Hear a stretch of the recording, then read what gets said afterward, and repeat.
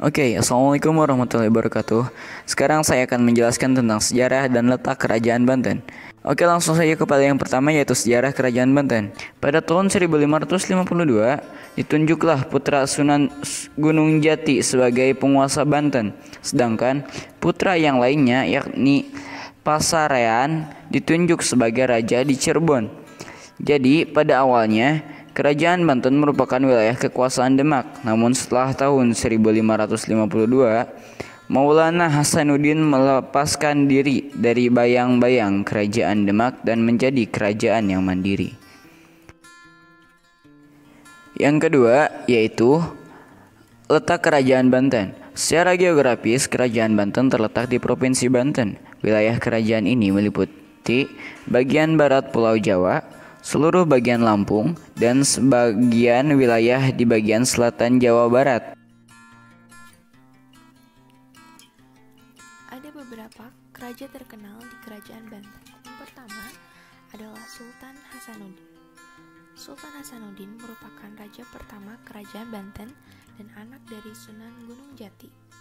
Saat Kerajaan Demak terjadi perebutan kekuasaan, wilayah Cirebon dan Banten berusaha melepaskan diri, hingga akhirnya Kerajaan Banten menjadi kerajaan yang berdaulat. Raja kedua Kerajaan Banten adalah Maulana Yusuf yang berkuasa dari tahun 1570 hingga 1580. Selama kepemimpinannya, Kerajaan Banten berhasil mendudukan Kerajaan Pajajaran yang berada di Pakuan. Ketiga, ada Maulana Muhammad. Setelah wafatnya Sultan Maulana Yusuf, tahta Kerajaan Banten diduduki oleh anaknya, yakni Sultan Maulana Muhammad. Namun, saat beliau naik tahta masih dalam usia belia, yakni 9 tahun.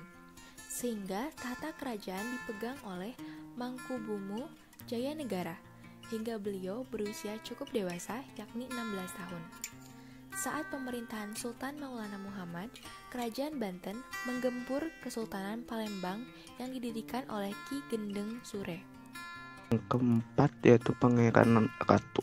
Pada pemerintahan Pangeran Ratu inilah bangsa Belanda yang dipimpin oleh Cornelis de Houtman pertama kali mendarat di Banten pada tanggal 22 Juni 1596. Dan yang kelima adalah Sultan Ageng Tirtayasa.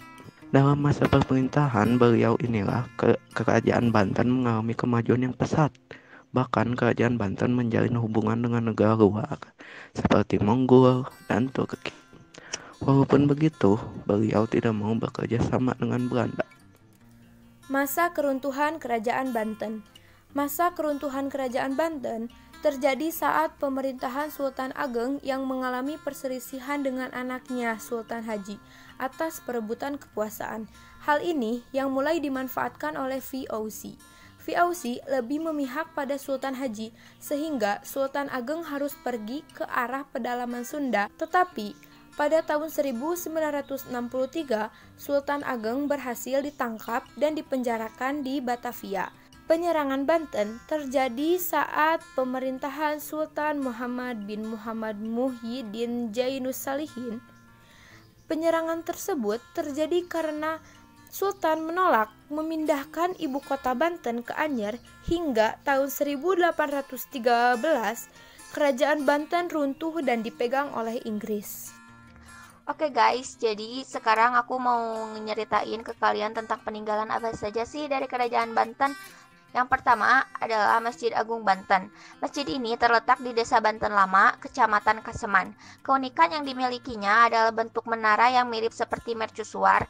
Bagian atap masjid mirip pagoda. Pada bagian kanan dan kiri terdapat serambi dan makam Kesultanan Banten dan keluarganya. Yang kedua ada Istana Keraton Kaibon. Istana ini merupakan tempat tinggal Bunda Ratu Aisyah. Beliau merupakan ibunda dari Sultan Saifuddin. Benteng Spelwich. Benteng ini merupakan bentuk penjagaan Kerajaan Banten atas serangan lautan sekaligus digunakan untuk pemantauan aktivitas pelayaran. Nah, jadi teman-teman, tadi merupakan sejarah dari Kesultanan atau Kerajaan Banten. Terima kasih sudah menonton, semoga bermanfaat. Terima kasih banyak.